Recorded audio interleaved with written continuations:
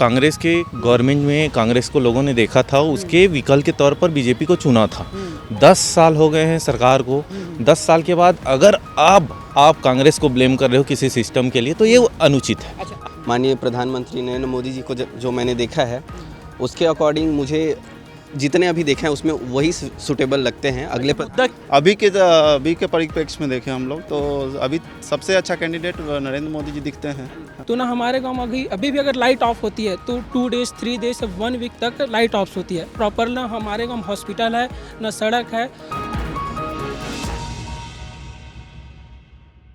लल्लूराम.com के public metre में आपका स्वागत है। मैं हूं सत्या राजपूत। तो आज पब्लिक मीटर में जानेंगे कि पब्लिक मीटर के माइलेज में कौन है, और बात करेंगे प्रधानमंत्री को लेकर, किसे प्रधानमंत्री के रूप में छत्तीसगढ़ की जनता देख रही है। तो आज हम आ चुके हैं देश के युवाओं के बीच, देश के भविष्य के बीच। वो अपने भविष्य के साथ देश के भविष्य को किस तरह से देखते हैं, बातचीत की शुरुआत करते हैं। सवाल वही है, चुनाव का जो है माहौल है और आप सबको पता है कि लोकसभा का चुनाव होना है, 7 चरणों में है। तो प्रधानमंत्री के रूप में आप लोग किसे देखना चाहते हैं? हमारे देश के यशस्वी प्रधानमंत्री सम्मानीय नरेंद्र मोदी जी पुनः इस बार फिर से प्रचंड मतों से भारत देश के प्रधानमंत्री पुनः बनेंगे, क्योंकि उन्होंने जनता का विश्वास जीता है। हर एक मुद्दा, जितना भी विषय जो कांग्रेस पार्टी की सरकार थी, सालों से वो केंद्र में थी, लेकिन उन्होंने हर एक बड़े विषय को और वृहद बना दिया। यहाँ तक कि पेंडिंग रखा, किसी विषय में उन्होंने बात अपनी पूरी नहीं की। नरेंद्र मोदी जी के केंद्र में आने के पश्चात जितने भी जो विषय थे, जो सालों से पेंडिंग पड़े हुए थे, चाहे वो 3 तलाक का मुद्दा हो, राम मंदिर का विषय हो, आर्टिकल 370 हो, हर एक विषय को उन्होंने सरलता से लिया और उसको पेंडिंग नहीं रखा। अच्छा, एक चीज़ बताइए, मुद्दा तो बात की बात है, बीजेपी से जुड़े हैं क्या? जी, टोन से और जो बोलने का जो तरीका है, लग रहा है कि मोदी जी का जो है चल रहा है, उसका बोलते हैं वही। जी, पूरे प्रदेश की जनता चाहती है। वर्तमान में अभी पूरे हम लोग 11 लोकसभा सीट लेकर के आ रहे हैं अभी। वो तो ठीक बात है, वो तो सब। अरे सुन तो लो, मेरा भी तो सवाल सुन लो यार।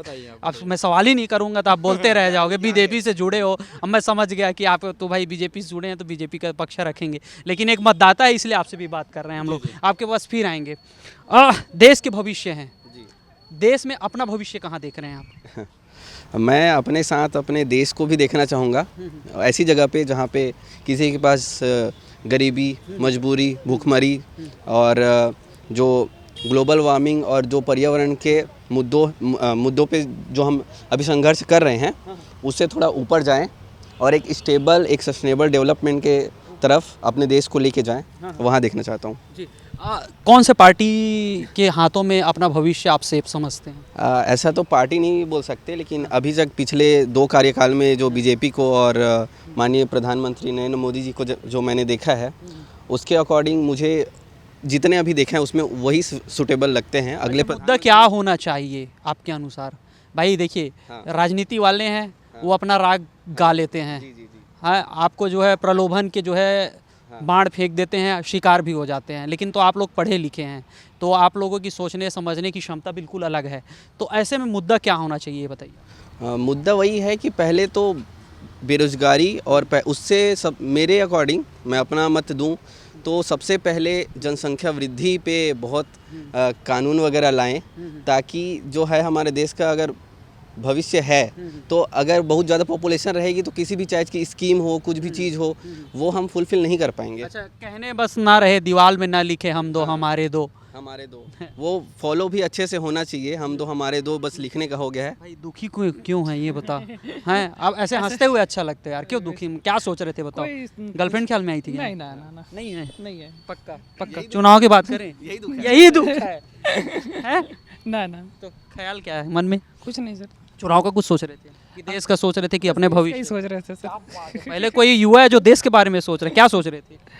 बस यही है कि जो पॉपुलेशन और पॉल्यूशन पे कंट्रोल करने की ज़्यादा ज़रूरत है, आई थिंक। तो हवा ही साफ नहीं रहेगा तो फिर डॉक्टर को पैसा देते ही रह जाएंगे। तो इसमें ध्यान देने की ज़रूरत है। जो देखेगा उसको आप देखेंगे। यस। किसे देख रहे हैं प्रधानमंत्री के रूप में? अभी तो फिलहाल माननीय नरेंद्र मोदी जी को ही देख रहे हैं। और अब ये अभी माननीय नरेंद्र मोदी जी इतना सम्मान मन में क्यों है भाई, को क्या कारण है? हमारे देश के अभी प्रधानमंत्री हैं और इसलिए हम उन्हीं को देख रहे हैं।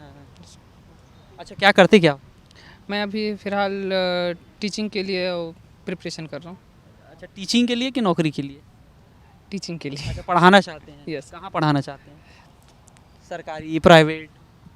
वो कहीं भी पढ़ा लेंगे सर, उसका नहीं है कि ऐसे सरकारी ही चाहिए ऐसा कुछ नहीं है, बट प्रिपरेशन उसी का चल रहा है। पेट चल रहा चाहिए, यस। बत्ती ना बुझे। बस। हाँ, अभी हाल में सर्वे आया था कि देश के 83% जो बेरोजगारी दर है अपने यहाँ, सही है कि माहौल बनाने के लिए है? वो डिपेंड करता है कि उसका सर्वे किया कौन है। अगर बाहर की कोई एजेंसी करती है तो उसमें पक्षपात बायस्ड हो सकते हैं वो, और देश की कोई एजेंसी करती है, कोई ट्रस्टेबल एजेंसी हो, ठीक है, तो सबसे पहले ना हमको डेटा देखना चाहिए अच्छे से। जैसे पॉपुलेशन की बात की अभी 2 लोग, तो पॉपुलेशन के बात पे सब लोग ऐसे हवा में बात कर देते हैं ना कि पॉपुलेशन बढ़ रहा है, बहुत ज़्यादा बढ़ रहा है, इसको कंट्रोल करना चाहिए। इसको कंट्रोल समाज खुद कर रहा है ना। अभी पिछला डेटा उठा के देखेंगे, अभी का डेटा उठा के देखेंगे, तो जो पॉपुलेशन का ग्रोथ रेट है वो कम हो रहा है, धीरे धीरे कम हो रहा है, और पॉपुलेशन को हम लोग यूटिलाइज़ नहीं कर पा रहे अच्छे से। जैसे प्रधानमंत्री के रूप में देखना चाहते हैं? अब प्रधानमंत्री तो अभी नरेंद्र मोदी जी हैं अभी, और क्यों है? वही क्यों है? कोई दूसरा क्यों नहीं हो सकता? कोई दूसरा भी हो सकता है, डेमोक्रेसी है। नहीं हो सकता है, आप जो बोल रहे हैं आपको जो है प्रधानमंत्री के रूप में नरेंद्र मोदी को देखना चाहते हैं, तो इसके पीछे का वजह क्या है? देखिए, जिसकी मेजोरिटी होगी उसकी सरकार वो बनेगी। तो बनना तय है, लेकिन मतदाता तो आप है ना, मतदान करने जाएंगे ना, हाँ, मतदान डिसाइड तो आपको ही करना है हाँ। ना। अभी के परिप्रेक्ष्य में देखें हम लोग, तो अभी सबसे अच्छा कैंडिडेट नरेंद्र मोदी जी दिखते हैं। हाँ। मतलब कोई विकल्प नहीं है? हाँ, विकल्प हो सकते हैं, लेकिन उनसे अच्छा विकल्प अभी कोई दिख नहीं रहा है। अच्छा, कांग्रेस में कहा जाता है, बीजेपी जो है लगातार सवाल उठा रही है, इनका दुल्हा तय नहीं है और बारात निकाल लिए हैं। नहीं, कांग्रेस भी ऐसा नहीं है कि कांग्रेस पूरा करप्ट पार्टी है या फिर अच्छी नहीं। मेरा सवाल समझिए, मैं बोला उसका मतलब समझ में आया? दुल्हा मतलब प्रधानमंत्री का चेहरा तय नहीं है और ये चुनाव लड़ने चल रहे हैं, ये भी बीजेपी सवाल उठाती है। नहीं, वो तो सबको पता होगा कांग्रेस का दूल्हा कौन है। कौन है? क्या लगता है आपके हिसाब से कौन हो सकता है दूल्हा? वो आप सोच सकते हैं। तो कांग्रेस बाराती में शामिल ही नहीं है, लेकिन दूल्हा तो बता दो। शामिल नहीं है, लेकिन कांग्रेस के जो होता है ना बेस लेवल पे काम करना, वो नहीं हो रहा है। वो ऊपर ऊपर चल रहे हैं। जब कांग्रेस को पॉलिसी वो अपना स्ट्रेटजी बनानी चाहिए था उनको, है ना, तब वो देश में न्याय यात्रा कर रहे हैं, वो वीक, इसीलिए वीक पड़ रहे हैं वो ग्राउंड लेवल। क्या लगता है आपको कौन बन रहा है प्रधानमंत्री? अभी उस मैटर में तो हम बोलना नहीं पता। क्यों नहीं बोलना चाहते भाई? आप डिसाइड नहीं करेगा तो कौन करे? हम चाहते हैं कि हाँ बदलाव हो देश में, क्योंकि लोकतंत्र डेमोक्रेसी की बात होता है। जब तक आप चेंजेस नहीं आएगा तो देश में क्या होगा, क्योंकि अभी जो चीज़ दिख रहा है वो ऐसा लग रहा है कि हाँ सब सही चल रहा है। क्या विषय होना चाहिए आपके चुनाव में? क्या ऐसी ज़रूरत है जो छत्तीसगढ़ में करने की ज़रूरत है, देश में करने की ज़रूरत है? देश में अभी लोगों के ज़रूरतें के जो चीज़ें होते हैं, महंगाई दर बहुत ज़्यादा बढ़ रहा है ना, लोगों के जो दैनिक आवश्यकता है वो पूर्ति नहीं हो पा रही है ना, तो कहीं ना कहीं लगता है कि लोगों अशिक्षा बहुत ज़्यादा बढ़ रहा है ना। तो चाहिए कि गवर्नमेंट को एजुकेशन पॉलिसी पे बहुत अच्छा ध्यान दे। देख, गवर्नमेंट बोल रहे हैं कि हाँ एजुकेशन पॉलिसी के भी चेंजेस की बात तो कर रहे हैं, पर अब देखते हैं कि आगे क्या होता है। अच्छा, बढ़ती कमाई घटती जो है, बढ़ती महंगाई घटती कमाई के बीच में क्या लगता है कौन होगा प्रधानमंत्री?